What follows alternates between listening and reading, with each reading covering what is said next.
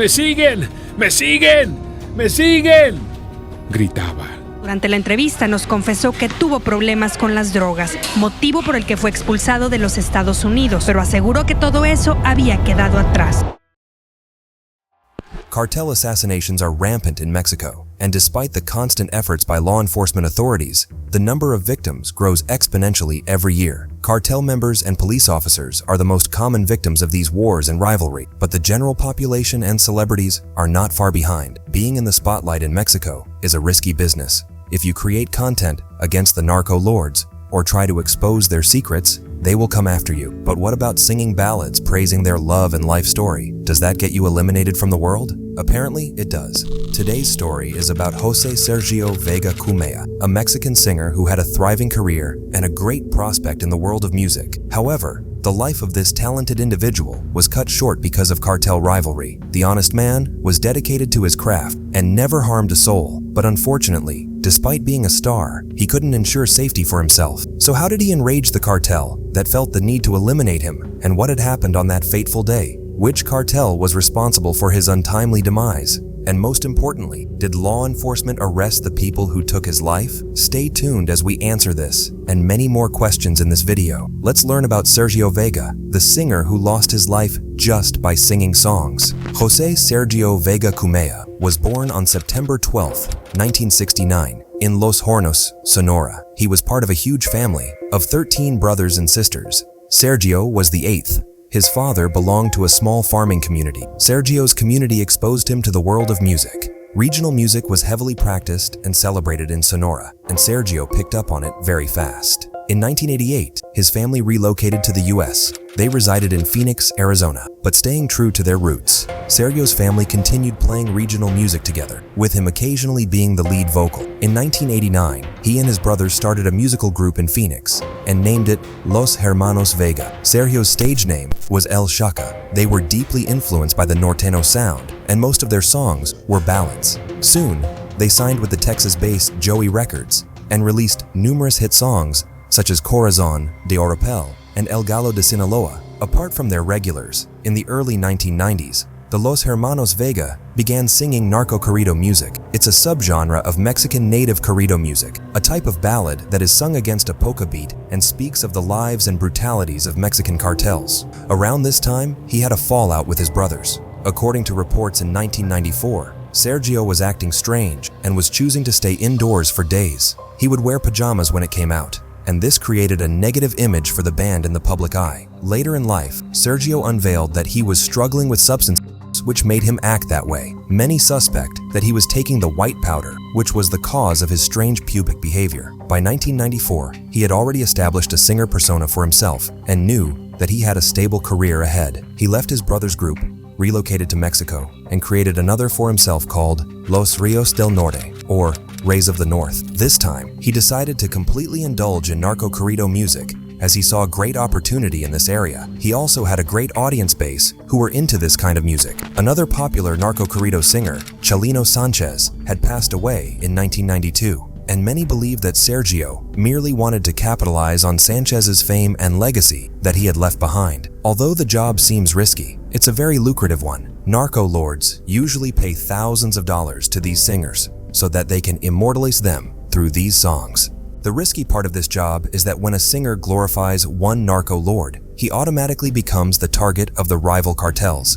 In 1997, as a publicity stunt, he decided to change his name one final time. His new alias was Sergio Vega y sus Chacas del Norte. He picked the name to assert dominance and portray strength, as the name Shaka was borrowed from the Zulu king Shaka. The king was known as a formidable force in battles and would eliminate his own soldiers who failed to perform. The king's soldiers were also eliminated if they went home without winning a war. Seeing the way the king was feared and respected, Sergio wanted to exude the same authority with his new alias, Shaka of the North. By this time, many speculated that Sergio had a connection with the Sonora cartel. Most of his songs were ballads praising the Mexican narcotics scenario, which solidified the claims further. At the same time, Sergio's relationship with narcotics and alcohol grew deeper, and he withdrew himself from music completely by 2001. But his sabbatical was short-lived, one of his brothers passed away in a car accident in 2004. It's the same year that Sergio made a comeback. Many of his fans believe that his late brother inspired him to return to music, or perhaps he found it as a means to escape the sorrows of losing his beloved brother. In 2004, he worked with a traditional Sinaloan band and released Me Gusta Estar Contigo. He also signed with a new record label called Digital Universal. With this label, his group released multiple hit albums, and his fame continued to grow. In 2007, many Mexican narco-corrido singers started disappearing, including Valentin Elizalde and Grammy-nominated singer Sergio Gomez of Capaz de la Sierra. After he performed at a concert in the state of Michoacán, Gomez and his group of singers were kidnapped. His body was found to death 7 days later in another town. Estas ceremonias fúnebres que continuarán durante las próximas horas, no solo allí en Michoacán, sino aquí en la capital mexicana y después, desde luego, en los Estados Unidos. Sergio Vega had performed narco-corrido music with these two singers, and their disappearances and elimination should have alarmed him, but they didn't. However, he did tighten his security. By 2010, around 14 narco-corrido singers were eliminated. No one knew the actual reason, and their death was very suspicious. The general public speculated that their lives had been taken for cartel allegiances and rivalry. In 2009, when another singer was found dead, Sergio Vega was asked if he felt threatened by these constant deaths. But he was aware of the situation, trusted his guts, and chose to continue to sing the songs. After this many eliminations, the government of Mexico decided to step up and take things under control. They began putting a restriction on narco-corridos music. They also took down a bunch of music videos from YouTube. Their decision drew criticism from many label owners as they saw this branch of music as a lucrative business opportunity. However, the government clarified that they were only prompting the producers to place a caution label on the produced music, just like anyone would do with tobacco. Some label producers spoke from the place of a concerned citizen and appreciated the censure. After this mandate, Sergio Vega returned to his old love songs and ballads for some time. Whether he did it because of the pressure from the government or for fear of his life, no one knows. Normal en la vida cotidiana de un cantante, de un músico, estar rodeado de gente armada, de policías, de algo. Entonces se siente uno medio mal, pero como te digo, me llevaron para allá. 6 horas estuve ahí platicando con ellos y pues a acreditar a lo que yo me dedico, ¿no? In June 2010, rumors spread that Vega was eliminated by a narcotics cartel. However, he was alive. In fact, he interviewed with an entertainment magazine on June 26, 2010, and said that this had become a norm for him. People spread rumors about him being dead all the time, and then he had to call his family and verify that he was alive and doing well. He said that his mother had heart problem, and the fake news of death was becoming a nuisance for his family. However, soon he was eliminated when he was on his way to perform in a village festival concert in Sinaloa. On June 26, 2010, at around 9:30 p.m., Sergio Vega was traveling on the Mexico-Nogales International Highway in his red Cadillac. He suddenly noticed that a car was following him. Sergio Vega called his agent immediately and informed her that he was being followed and the incident was unsettling him. He asked her to inform the federal police. The car had armed gangmen with weapons. They chased Sergio Vega's car for 15 minutes before he lost control and drove the car into a pole. The armed men reached the Cadillac and opened fire on him. Sergio's agent was still on the call, and she heard the gunfires. She claimed that the singer told her that he was not going to make it. The 40-year-old singer's assistant, Sergio Montiel Avila, was also in the car. Although he was severely wounded, he miraculously survived the attack. He later became a crucial witness of the case and told the reporters that the car they were riding in was forced to park, and then armed gunmen ran to the passenger side of the car and finished Vega off. They fired at his head and chest, and more than 30 bullets were found in his body, with 15 in his torso. His agent posted a tweet online to announce the loss of her dear friend. He was laid to rest in the presence of his family and fans. They all played his famous and favorite tracks as he said goodbye to the legend. But who did it? Which cartel lord did Sergio Vega upset so much that he took his life?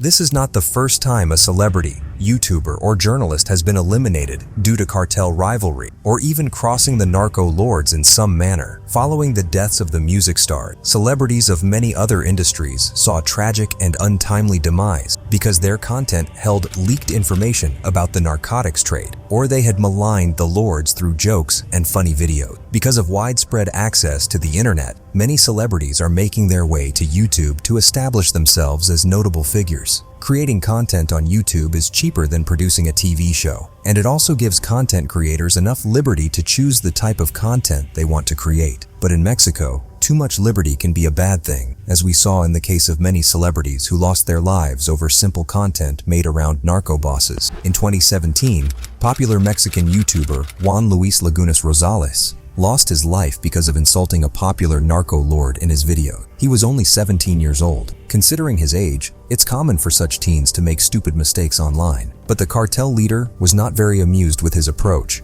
Juan left school at 15 and began making videos on YouTube, which shows his dedication to his craft. He struggled with alcoholism, but the nature of his content was funny, and he soon collected millions of views and hundreds of thousands of followers on his social media account. He also earned the nickname El Pirata de Culiacan, or the Pirate of Culiacan. In 2017, Juan posted a video online insulting one of the most dangerous narco lords of Mexico, Nemesio Oseguera Cervantes, also known as El Mencho, leader of the Jalisco New Generation Cartel. In the video, Juan told El Mencho, "Suck my." The CJNG is well known for its mindless brutality, and this small, stupid act didn't go unnoticed by them. Soon after posting the video, Juan was partying at a bar in Jalisco, the home ground of the CJNG. El Mencho's men stormed the place, opened fire at him, and riddled his body with 15 bullets. Some of them hit his head. He soon succumbed to his injury. Officers later identified him by his tattoo. In February 2018, popular Mexican YouTuber and creator of a political satire channel, Leslie Ann Pamela Montenegro, was brutally eliminated. Her content revolved around jabbing narco lords and top politicians, especially in Acapulco and Guerrero. En Acapulco fue asesinada la youtuber Leslie Ann Pamela Montenegro, conocida como Nana Pelucas. Anoche dos hombres le dispararon en su restaurante en el fraccionamiento Costa Azul. She created the YouTube channel and a satirical magazine in 2012, El Sillón, which meant the couch. The center of her content was a character called La Nana Pelucas, or the Grandma in Wigs, which Leslie played herself. She wore a bushy hair wig and big glasses, adopting the looks of a classic grandmother who liked gossiping about various topics and also passed hard judgment. Her content was supposed to be witty and humorous, but sometimes they ended up being downright offensive. In one of her videos, Leslie made a remark about the Acapulco mayor, saying, "This snot-face didn't even have enough support for re-election, and now he thinks he'll become a senator." Leslie owned a restaurant, a Todos Los Santos, in Acapulco with her husband, who was also in charge of her magazine. At around 6 in the evening, two men entered the restaurant and approached Leslie, who was sitting with her husband. They opened fire at them and quickly left the scene. Leslie sustained injuries in her face and abdomen and soon passed away. Law enforcement conducted an investigation to find out the perpetrators. Attorney General of Guerrero, Javier Olea, claimed that Leslie had sensitive information about a notable narcotics cartel, which she was planning to leak. This led to her elimination. He also claimed a local up-and-coming cartel called the Independent Acapulco Cartel was behind the attack by orders from their leader, Javi Daniel Cervantes Magno. However, many believed that the Attorney General had announced falsified information to hide the true criminal, as no arrest warrant was ever issued for Magno. The blame game continued, and few arrests were made, and Leslie's husband kept asking for justice. But the Mexican Authority is yet to uncover the true perpetrator behind the tragic fate of this popular YouTuber. In 2019, a journalist, Nevith Condes Jaramillo, was knifed near his house. He ran a show called Frente al Sur, which collected complaints from the public and exposed politicians and local corruption by government employees and businesses owned by cartels. He had already received death threats for encouraging people to come forward with the truth. When he didn't pay heed, he was eliminated by unknown perpetrators. A report claimed that around 157 journalists had lost their lives between 2020 and 2022, and the number is nothing short of a horror story. In 2022, another YouTuber was gunned down outside his home in Culiacan, Sinaloa. His name was El Compa Jorge. He was supposedly abducted by a cartel in 2021, but he hadn't reported a complaint after his release. For some reason, he felt the need to retell the story of his abduction online for his followers. Porque les voy a platicar una anécdota que me pasó. Pues les voy a platicar más o menos la historia de cómo me levantaron aquí en Culiacán, plebe. The cartel that had abducted him wasn't happy with the information being online, which might have prompted them to eliminate him. Jorge was only 36 years old and had a life full of opportunities ahead of him. On the day of the incident, He was on his way to work and posted content online speaking about his latest achievements and plans for his career. An SUV soon drove up to him, containing 2 men. They opened fire at him 10 times before fleeing the spot. The SUV didn't have a Sinaloa license plate, and the identity of the vehicle remains unknown to this day. Jorge was immediately taken to a local clinic, but he passed away on the way. His followers were deeply saddened by the incident and demanded justice, but some also called out his immaturity. They argued that Jorge shouldn't have gone back to the location of the abduction and recorded the place. He shouldn't have posted details of that incident online for everyone to view. They claimed that Jorge had warranted his demise with this foolish act. If he'd done it for the clout, he indeed got it. His channel got a boost after the video was published, but it cost him his life. So, did law enforcement find which cartel took the life of Sergio Vega? Yes and no. No one exactly knows which cartel did it. However, the witness and sole survivor of the attack had managed to name a specific cartel, but the records were cleared from police reports soon afterward. The name never came out in public. Sinaloa is the home to many kingpins who have led the Juarez cartel and the Beltran Leyva organization in the past. So, many suspect that one of these kingpins might have orchestrated the attack. In 2020, Hector Beltran Leyva's financial operator was arrested, and he divulged that Hector and Sergio Vega had a romantic relationship, but the claim was never proven. People speculate that Hector was upset and angry when Sergio decided to play at a concert for a rival narco lord, so he hired an assassinator and eliminated Sergio. But as the incident took place in Sinaloa, many suspect that the infamous Sinaloa cartel might be behind the attack. Its leaders, Joaquin El Chapo Guzman and Ismael El Mayo Zambada, are ruthless narco lords who have eliminated people before for the silliest of reasons. He has been the most wanted man in Mexico. Are all part of his business. Elijah Wald, author of the book Narco Corrido, spoke out about the gruesome scenario of Mexico. However, he also mentioned that it wasn't unnatural for these singers to get caught up in such troubles as their line of work is intertwined with the underworld. Sometimes these eliminations took place because of jealousy over love interests, but no one could pinpoint one particular reason behind the incidents. Sergio Vega was deeply associated with narco bosses and believed that his connections would provide enough protection for him. That's why he never hired security for his protection. However, he never imagined that these very associations might become the reason for his death someday. He also traveled in pajamas in most areas, showing that he was very comfortable in these areas. However, none of it could save him from the wrath of a narco lord. Sergio Vega is remembered by his family and fans as a man with a good heart. He took his profession very seriously and was committed to his art, so much that he might have overlooked the repercussions. His fans mourned the loss and expressed their frustration on social media. Sergio was also making progress in his personal life. The self-proclaimed lover had been in a relationship with many women and had as many as 17 children with all of them. In 2018, a man called Sergio Vega Jr. began recording songs. He claimed to be Sergio Vega's son.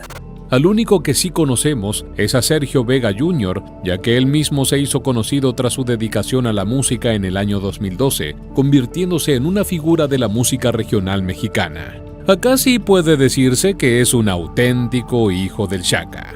Even though law enforcement is trying its best to limit the production and proliferation of narco corrido music, it doesn't solve the problem of the random elimination of artists and journalists. After the death of Sergio Vega in 2010, many other artists, content creators and journalists have lost their lives simply because they chose to speak the truth about narco lords in public. Under such circumstances, the general public of Mexico can only hope that the government will rise up and take real action against these mindless brutalities. But owing to the fact that the government is controlled by some of the biggest cartels in Mexico, the wishful thinking might remain a dream. What did you think of the untimely demise of Sergio Vega? Do you think he should have been more careful about his career choices? Do you know of any other famous singer or celebrity whose lives were brutally taken away by cartel members? Let me know in the comments below. Thanks for watching the video. Don't forget to like the video and subscribe to our channel.